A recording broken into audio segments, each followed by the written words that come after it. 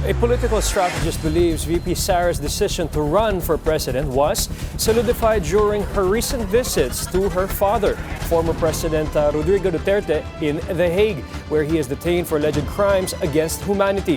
Narito po ang agenda report ni Attorney Karen Jimeno. Posibleng sa The Hague na buo ang desisyon ng presidential bid ni VP Sara at may basbas ng dating Pangulong Rodrigo Duterte. Ayon yan sa political strategist na si Lito Banayo.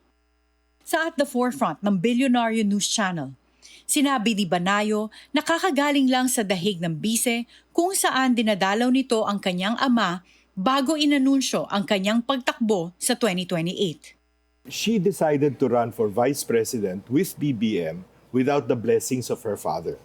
At that point in time, hindi sila nag-uusap masyado. Estranged yung relationship nila. This time, because her father is in jail, the relationship became very close. No, siyempre, nagre-repair.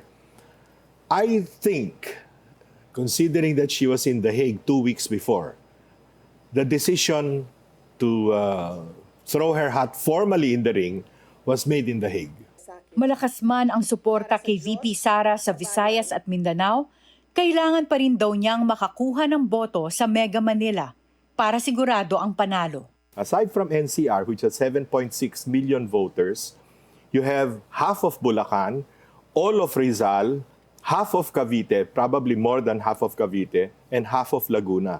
If Sara maintains her 34% in the Visayas and Mindanao, all she has to do is get 16 to 17% more if it's one-on-one. If it's a multi or three-cornered fight, 40% She doesn't have to. May mga nagsasabing ang maagang pag-anunsyo ng pagtakbo ni VP Sara sa 2028 ay estratehiya lamang para malusutan ang mga impeachment complaints sa Kamara. Pero para kay Banayo, malabong ma-impeach ang bise. At kung makarating man ito sa Senado, 4 na senador lang daw ang siguradong boboto pabor dito. The Senate will be the judge or the jury. Will she be convicted in the Senate? My personal count, 16 votes will acquit her and only 8 votes will. May iba doon mag-a-abstain pa.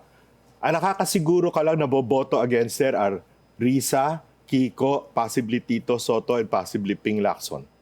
Yun pa lang ang sure ka. Yun lang ang sure. Maaring si yung dalawang Tulfo pwedeng sumama doon or pwedeng mag-abstain, depending on their political trajectory in 2028 and beyond. Sa ngayon, wala pang napipiling kandidato ang oposisyon na itatapat kay VP Sara. Para sa agenda, Attorney Karen Jimeno, Bilyonaryo News Channel.